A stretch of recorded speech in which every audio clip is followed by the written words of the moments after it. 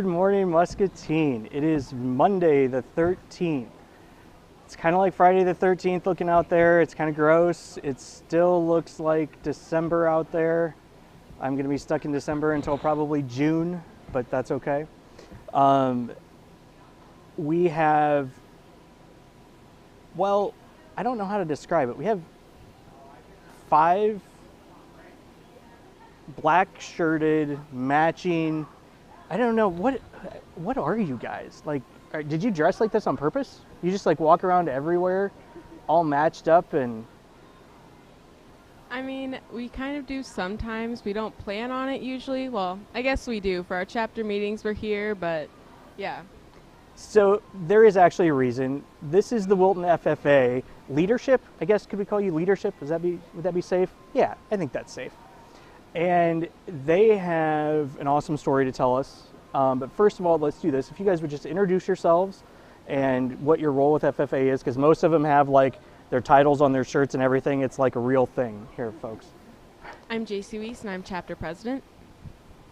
I'm Madeline Thede, and I am the chapter treasurer. I am Caitlin Thede, and I am the chapter's historian. I am Savannah Miner, and I am the chapter sentinel. I'm McKenna Rocco, and I'm our chapter's reporter. Okay, nice to meet you all. We've met before, like last 2 weekends ago now? I think so, yeah. Yeah, you got to present the Wilton FFA website for us Yes. during sectionals, which was pretty good. Thank you. Go check it out. Just type in Wilton FFA, you'll find it. So I'm curious. I know what 4 out of the 5 positions are, obviously, right? Miss Sentinel in the back. What is a sentinel? Like, shouldn't you have like weapons or something? Are you like the weapons master? No, I help the president keep order, and I just help wherever I'm needed. There's not really a specific role. I just do whatever. So you don't get weapons. No weapons. How do you keep order without weapons? A gavel. Well, that could be a weapon. Oh, yeah, it could. All right. You guys are no fun. Okay, so seriously though, they do a tremendous job up there. Their advisor, a lot of you would know, Mr. Day, who was down here in Muscatine for a long time. This is his finishing up his first year up there, correct? Yeah. So he's at school doing something, I guess. What's he doing that was more important than this? Well, today we have a special guest coming to our classroom for crop insurance because Mr. Day is actually teaching a crop production class. So Gotcha. they're learning about crop insurance today. Wait, you guys have school this week? Yeah.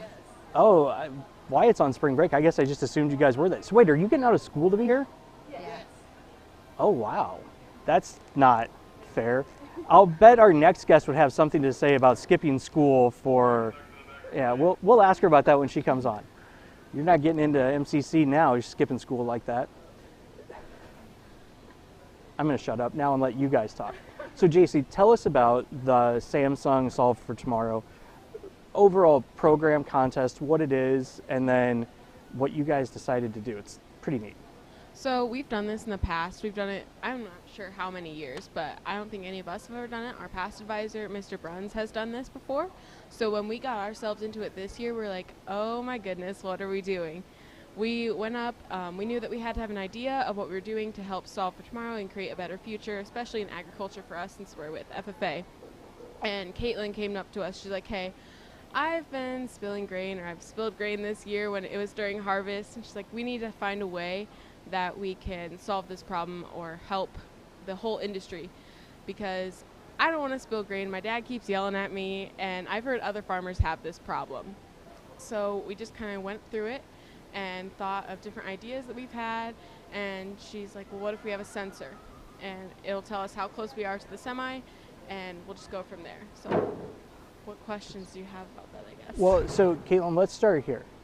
Tell us about, so let's assume that one person in the conversation has 0 experience on the farm. I'm guessing that's probably me.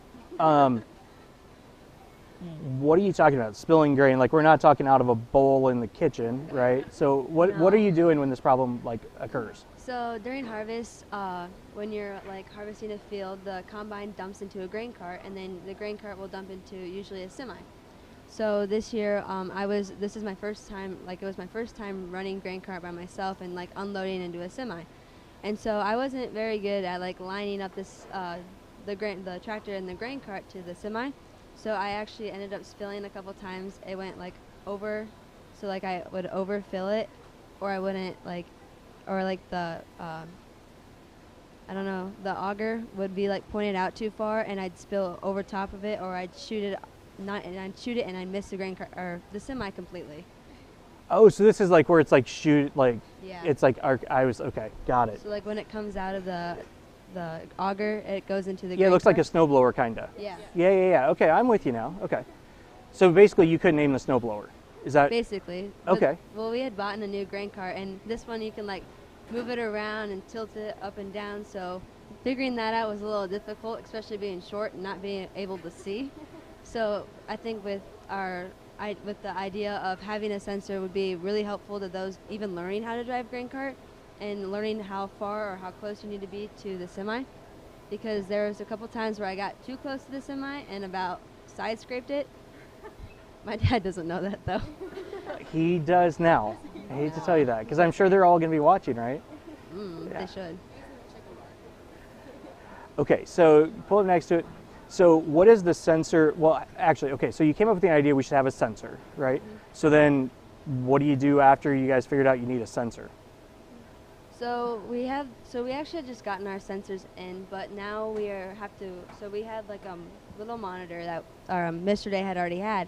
So we have to program the sensors to the monitor, and then like we have to figure out like where we want to set our sensors up and how we would use where we would place the monitor so that it'd be able to see it when you're sitting in the grain cart. So right now we're planning on making a video to show what it would do and how beneficial it could be. Gotcha. So essentially you're just kind of hot wiring to start off with, you kind of like hot wire some sensors together, test it, see how it works, because I'm guessing you'll probably want to adjust and everything else. Yeah. And then okay, so you've got that, you get it working. How does that then tie into the project? Do you like submit a video of your concept, or like how does that work? So we have to create a storyboard for our project, and then we have to make a video showing using our sensors. So like we'll have to like get a semi and a grain cart and show how like dumping in the grain into the semi.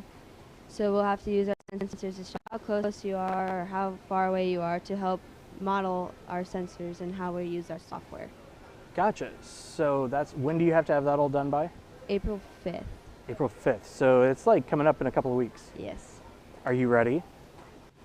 Right now we're in the planning stages of our video with the weather. Clearly, since it had just snowed, the ground's not technically hard enough without making a mess everywhere. So we're waiting for a good day to come around to be able to film and get all that stuff ready. So are the sensors working? Yes. You didn't sound confident. Are the Well, sensors working? They're working, but we still have to figure out, like with all of our connections and stuff, with connecting it to multiple sensors, so we have to connect them all to one monitor that we can have. So we're still playing around with that and seeing Gotcha. what we want to do still. But overall it works, you just gotta like refine Yes. it. Well, that's awesome. So what will you do, so like the contest, if you win, what happens? Do you get any, like, is it just like woohoo, way to go, Samsung says, or? So if we do advance, 4 of us will be able to go to New York on Samsung's expense, so they will be paying for 4 of us to go to New York, which means only 3 of us and 1 advisor. Is that why my phone's so expensive? Is they're paying for you guys to go to New York? I mean, maybe. Figures. But I think that if we win at the national level, we get like $100,000. Well, then go win. That's our intent. Okay, good. So after this, you guys are kind of coming towards the end of the school year. What does FFA have? What else do you guys have going on the rest of the year? So for the rest of the year, like in the summer, students will like show at the Muscatine County Fair. Right. But other than that, we have. So yeah, we have a lot of different things coming up, especially in the summer. One big thing is the fairs. Right. Obviously, I'm pretty sure everyone has been to a fair of some sort. We have a lovely co-op program that we are kind of, I don't know how to say it, redesigning, I guess. So we're looking forward to getting all those students out there. So if you live in town and they don't have places and they can't keep animals in their backyard, they can keep them out at our farm. And we're looking forward to kind of seeing how that goes. And again, like Caitlin said, just seeing everyone at the fair is going to be something that we're looking forward to. And actually, if I remember right, isn't there some stuff about the co-op on the website? Yes. Yeah, so you can go out. It's actually really neat. Wasn't it like one of the first? Yeah, so this is 2-week-old information in my head, folks. So don't quote me on details. So we actually have the first ag farm, or the first FFA farm in the state of Iowa. So that's a big part of our chapter that we're really fortunate to have. So that was one of the things that I really wanted to put on the website. We have a Townsend Foundation that has funded an ag truck for us. So that's been really nice to have used around the farm. Also a livestock trailer. So that makes it really easy to take pigs or goats or lambs to state fair. It's always a blast. But they also have donated an 8,000 bushel grain bin. So it's easy to keep it on site and everything. But yeah. So you guys are going to be busy.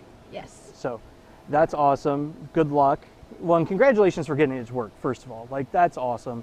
Thank you. And I'll just tell you this, just seeing what you did with the website, what you're doing with the sensors and the whole, keep going. You guys are doing the right thing. I couldn't do anywhere near that when I was in high school. Like, I made it up the steps and I was happy, right? So keep up the good work and keep us posted on how it goes. And we'll see you guys out on the other side, maybe. How's that sound? Awesome. Well, thanks for stopping in. We'll take a quick commercial break and we'll be right back with some MCC Legends. Okay, guys, we've been through a lot together. We all know sometimes it gets hard, but it's okay to not feel okay. You know what helps? A good book or going for a walk. Not now, Fred. But what really helps is to talk to someone. Because to take care of each other, you gotta take care of you. If you need to talk to someone, your doctor will listen. Unity Point Health. Know how much you matter to this world. We just don't work out in a single plane of motion.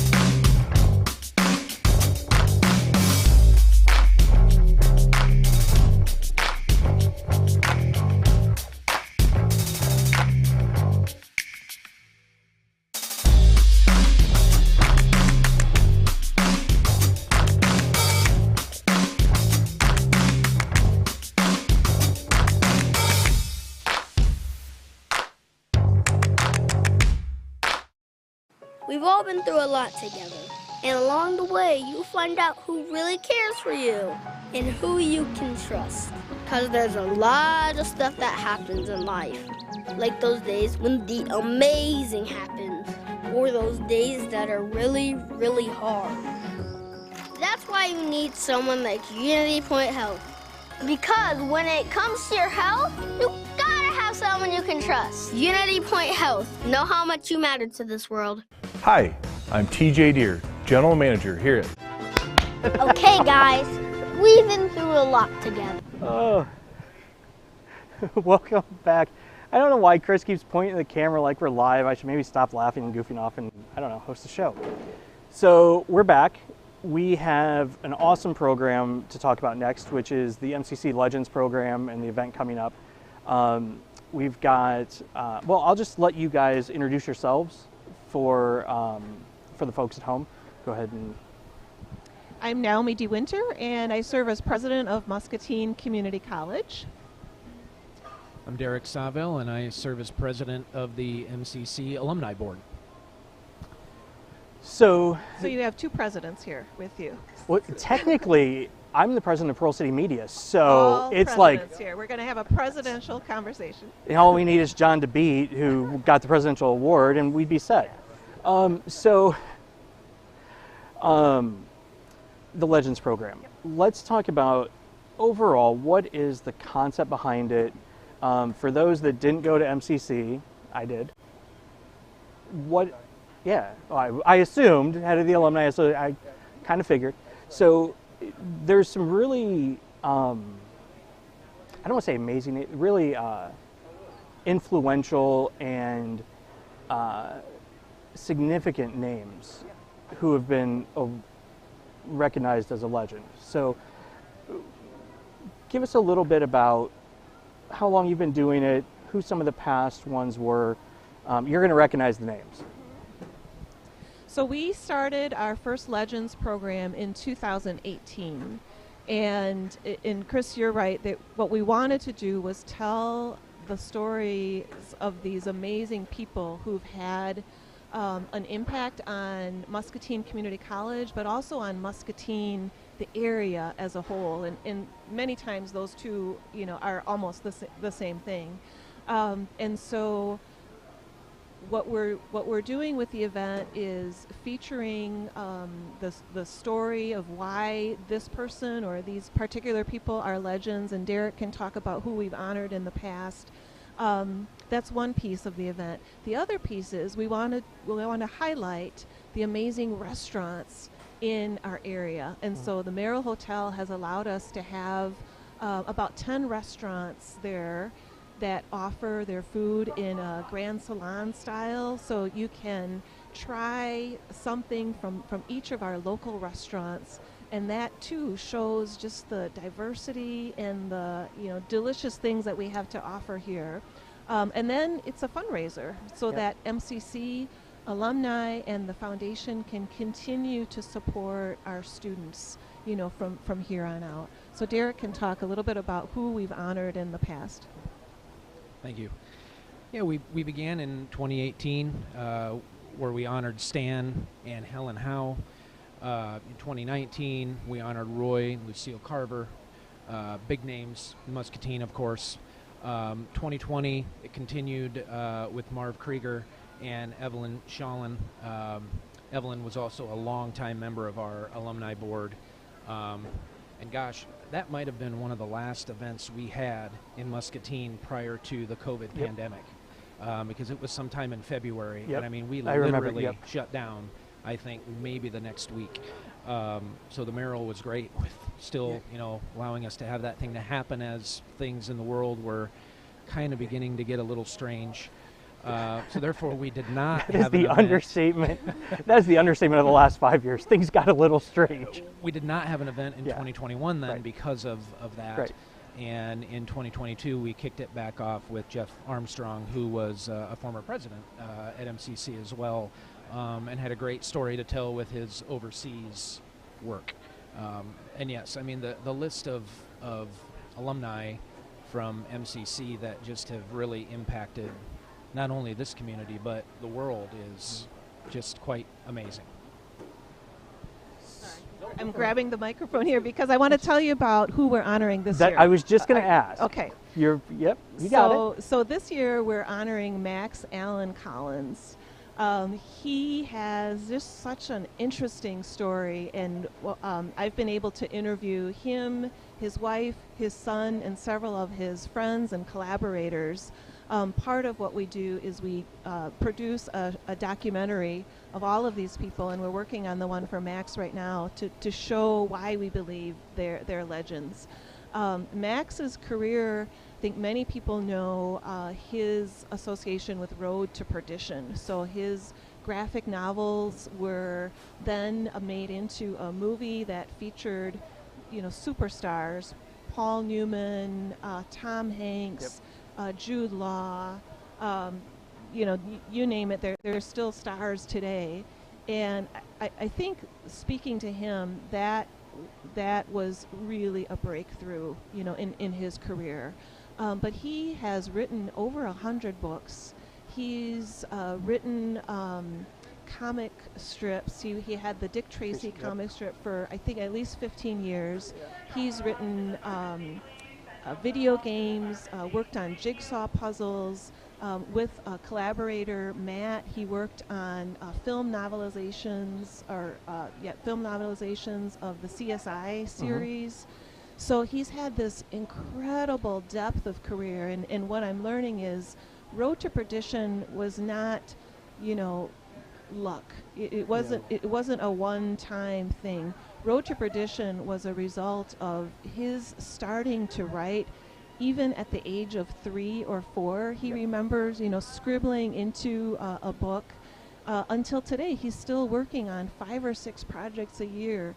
He works 5, 6, 7 days a week, writing, contributing. Just this creativity has to get out in some way. And then he's also a rock band member. He has a band called Cruisin'. And actually some of the music, the guitarist and the bassist will be playing at Legends for us. Nice. The rock band has been inducted into the Iowa Rock and Roll Hall of Fame. That's been existing since the 60s. He practiced at MCC. And just kind of tying it back to Muscatine Community College, he was a student at MCC. He graduated from MCC just like Derek did. He was a faculty member, and I know people like Bob Albee have had him as an instructor. His wife went to MCC and graduated from MCC. His son Nathan came to MCC, and his father, Max Sr., taught at MCC. So there's all of these MCC connections that I think are also really important. And the fact that he was able to make his career based in Muscatine, he never moved, is, I think, just a really, really terrific thing.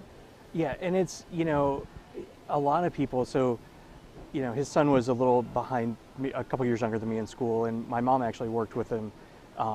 She was like a room mom and, all that stuff. And, the thing that always intrigued me about Max is you walk up to him, you can just literally say hi, and you're going to have a conversation with him. You have no idea what you're going to talk about. Like, it could just be but it's going to be amazing, right? Like, the breadth of his experience is huge, and there's always something he can contribute. Even if sometimes he kind of just hangs out and listens, when he says something, it's going to be this insightful, I don't even know how to describe it. He has the words, I don't, obviously, right? So maybe I should have taken his classes. So when you recognize someone as a legend, are they, how do I want to say this? What do they have to do? Do they get forced to do anything? Do you get them to do anything cool, stick their hands in something fun? Or do they get it pretty easy with you guys? Well, I think it's fairly easy because most of them have a pretty long, deep story to tell. And so the big part about it is I think they're probably kind of surprised, mostly pleasantly, when they're chosen. Right. I don't think we've had anybody turn us down yet. So, and then there's an interview process, much like this, where Naomi will sit down with them, people around them, family members, and just take hours and sometimes hours of conversation, Q&A, things like that, and then it is all cut up and put together in a very nice video that gets shown that evening. And then that individual also gets a table at the event where he or she can bring family members, people closest to them, etc. So that's about it. I don't even think we really make them speak if they don't want to. Other than in the no dunk tank, no. But most of them get up and say something after their video, is done, and it's just a nice night to be in, a top-notch hotel with that room overlooking the river and get some cuisine from great businesses here in town, restaurants, and it's just a nice community event. Well, the one thing, of all the folks that have received the Legends, the one that I know the best would be Marvin Krieger, from my time out at Krieger's. And you know, the one thing, I'll be honest, when I started there, I actually worked at Krieger's while I was at MCC. And, you know, Marvin was older at the time. You know, this was 20 years ago. I mean, he was the senior, obviously. And he was kind of in cruise control mode, right? And, you know, at first, when I first met him, I was like, man, because he was always, like, funny. Like, he always had, like, this little bit of a sharp sense of humor, you know. I'm like, man, this guy, okay, you know. And then the more I listened to him, I'm like, man, there's a lot of info in there. Like, you just, again, you know, the GM stories and just the community stories, and just, like, I always looked forward to the days that he was still there when I got there, because he had time to talk, and I was answering the phone and doing some other stuff, so, you know, I could sit there and listen, and you just, you're like, how did you know? And then you hear the story, and it just all comes together. And I think each one of these names is one of those types of people. So I'm curious, if you've interviewed all of these, what was the most surprising thing for you to learn from one of them? Like, or the thing that you went, oh, like the biggest little surprise? Well, because I'm in the middle of working on Max Collins, I think the most interesting thing is he's a freelance writer. And so he has to continually work to get his stuff published. Yep. And so people aren't doing that for him. He is doing Yes. that for himself. And I think, you know, the drive and the entrepreneurism that he has established was something that I hadn't thought of before. And I think that's a tie to Muscatine too, because we talk about Muscatine as the